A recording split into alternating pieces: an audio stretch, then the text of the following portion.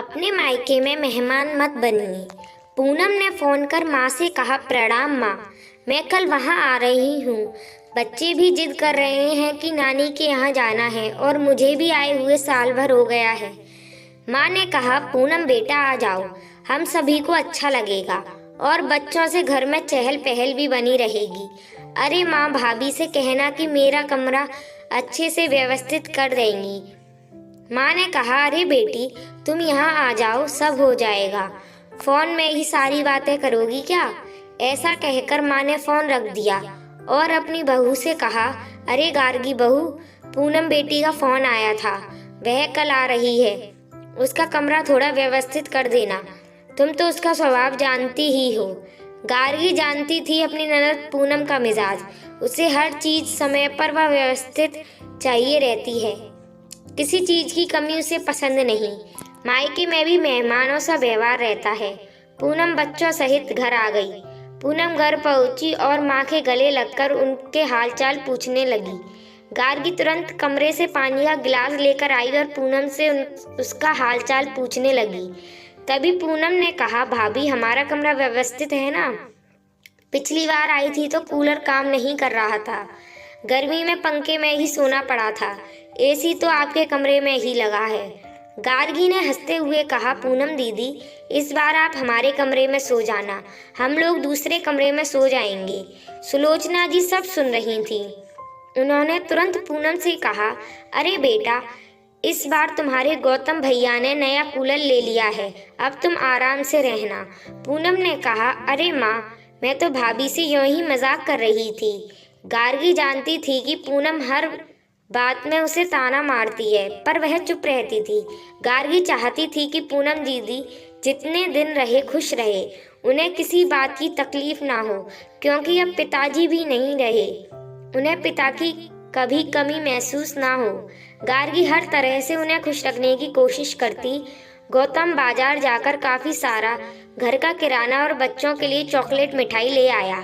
एक दिन दोपहर के वक्त सब खाना खा रहे थे और गार्गी गर्मा गर्म पूरी तल रही थी। तब सुलोचना जी ने कहा, बहू, तुम सबके साथ खाना खाने बैठ जाओ, मैं पूरी तल देती हूँ।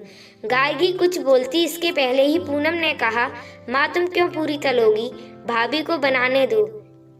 अब तुम्हारी उम्र है क्या यह सब काम करने की? सारा दिन कुछ ना कुछ तो करती रहती हो। गार्गी ने सास की तरफ देखते हुए कहा, माँ जी, आप खाना खा लीजिए, मैं बाद में खा लूंगी। पूनम भी आराम से मायके में दिन गुजार रही थी।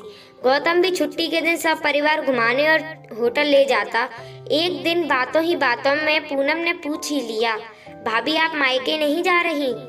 गार्गी ने जवाब देते हुए कहा, मैं तो अभी जाने ही वाली थी, क्योंकि मेरे पिताजी की तबीयत ठीक नहीं चल रही, पर आपका फोन आ गया इसलिए मैंने जाना कैंसिल कर दिया।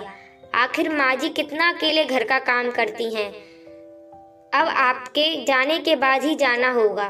पूनम ने कहा, अच्छा किया भाभी आपने जो मायके नहीं गई, ससुराल में तो मैं थकी हारी आती ही हूँ, फिर मायके में पूरा आराम चाहिए ना, वरना मैं आती ही नहीं। गार्गी ने पूछा, पूनम दीदी, आपकी भी तो ननद आती होगी, तब उन्हें भी तो आराम मिलता होगा, क्यों? पूनम हाथ हिलाते हुए बोली, नहीं भाभी, मैं तो साफ साफ कह देती हूँ, मुझसे अकेले काम नहीं होगा, उन्हें मदद तो करवानी ही होगी। इतने लोगों का खाना मैं अकेले कैसे बना सकती हूँ? सुलोचना जी चुपचाप सब सुन रही थी। उन्होंने तुरंत पूनम से कहा, फिर यहाँ अपनी भाभी का हाथ क्यों नहीं बटाती, वह भी तो अकेले काम करके थक जाती होगी। अरे माँ, तुम तो अपनी बहू का पक्ष लेने लगी। ऐसा है तो मैं चली जाती हूँ, भाभी पर बोझ नहीं बनूंगी। पूनम ऐसा कहते हुए रोने लगी। गार्गी जानती थी यह तो उनकी हर बार की आदत है, थोड़ा भी कुछ कहो बुरा मानकर रोने लगती हैं। गार्गी ने बात संभालते हुए कहा, अरे दीदी, माँ जी के कहने का यह मतलब नहीं था, आप तो आराम से रहिए जब तक रहना है, मुझे तो आदत है काम करने की, आप तो हर साल आती हैं, मैंने कभी कोई शिकायत की है भला?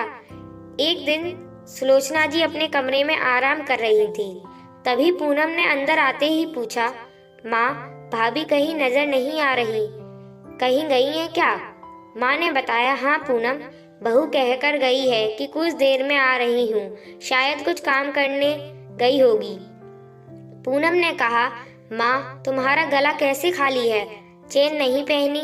कहीं भाभी ने तो नहीं रख ली? सुलोचना जी कुछ कहने ही जा रही थी कि इतने में गार्गी ने कमरे में दाखिल होते हुए कहा, लीजिए माँ जी आपकी चेन।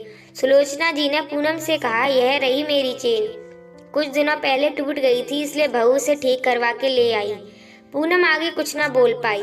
एक दिन गार्गी की तबीयत बिगड़ गई, उसे तेज बुखार था। गौतम तुरंत उसे अस्पताल ले गया। डॉक्टर ने देखते ही कहा, गार्गी को टाइफाइड हो गया है और अभी अस्पताल में भर्ती कराना पड़ेगा। गौतम ने तुरंत माँ को फोन करके सारी बातें बता दी। सुलोचना जी पूनम को सारी बात कहकर तुरंत अस्पताल पहुंची। सुलोचना जी गार्गी के सिरहाने बैठी उसे तसल्ली दे रही थी कि कुछ दिनों में सब ठीक हो जाएगा, और गौतम से कहा, तुम घर चले जाओ, घर में पूनम और बच्चे हैं। पूनम से कहना कि गार्गी के लिए खिचड़ी बना दे। अब घर की सारी जिम्मेदारी पूनम पर आ चुकी थी, पर वह करती भी तो क्या। उसने सबके लिए खाना बनाया और भाभी के लिए खिचड़ी बनाकर गौतम के हाथों अस्पताल भेज दी। सुलोचना जी ने गार्गी को खाना खिलाया और घर वापस आ गई। घर आकर देखा तो पूनम काम कर रही थी और सभी बच्चे भी कमरे में चुपचाप खेल रहे थे। माँ के आते ही पूनम ने पूछा, भाभी की तबीयत कैसी है? सुलोचना जी ने कहा, गार्गी काफी कमजोर हो गई है, कुछ दिन अस्पताल में रखना पड़ेगा।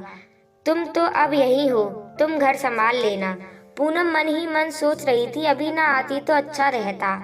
हर बार मैं आराम करके ही जाती हूँ, लेकिन इस बार तो मेरा घूमना फिरना भी नहीं हो पाएगा। कुछ दिन बीता, फिर गार्गी घर आ गई। वह अब कुछ ठीक हो गई थी, फिर भी डॉक्टर ने उसे आराम करने के लिए कहा था। गौतम ने गार्गी को अपने कमरे में आराम करने को कहा। पूनम ने कमरे में आते ही कहा, क्या भाभी, हमारे आते ही आप बीमार पड़ गई, अब जल्दी से ठीक हो जाओ, मुझसे आपका घर नहीं संभाला जाता। गार्गी ने कहा, अरे दीदी, यह तो आपका मायका है, आप इसे अपना ही समझकर तो आती हो, फिर ऐसा क्यों कह रही हो? एक दिन गार्गी ने पूनम से कहा, मेरी अलमारी में कुछ बैग रखे हैं, उसे ले आएं। पूनम ने जैसे ही बैग खोलकर देखा तो उसमें काफी महंगी साड़ियाँ और बच्चों के ढेर सारे कपड़े थे। पूनम ने आश्चर्यचकित होकर पूछा, अरे भाभी, यह क्या? गार्गी ने कहा, हाँ दीदी, आपके आने से पहले मैंने और गौतम ने जाकर सारी शॉपिंग कर ली थी, क्योंकि मुझे मेरे पिताजी की तबीयत देखने जाना था। माँ जी ने कहा था मैं मायके चली जाऊं, पर आप आ रही हैं तो मैं कैसे जा सकती थी, लेकिन कहीं अचानक जाना ना पड़ जाए, इसलिए आप सभी के लिए पहले ही यह कपड़े खरीद लाई थी। पूनम अपने आप को शर्मिंदा महसूस कर रही थी। पूनम गार्गी के गले लग के रोने लगी। गार्गी, भाभी, मैंने आपको हमेशा गलत समझा और भला बुरा भी कहती रही, पर कभी भी आपने मुझे जवाब नहीं दिया, मुझे माफ कर दीजिए। अरे दीदी, ऐसा मत कहिए, आप तो बेटी हैं इस घर की, आपका तो हक है। अब तो मेरी तबीयत भी ठीक है, हम सब घूमने फिरने चलेंगे और खूब शॉपिंग करेंगे।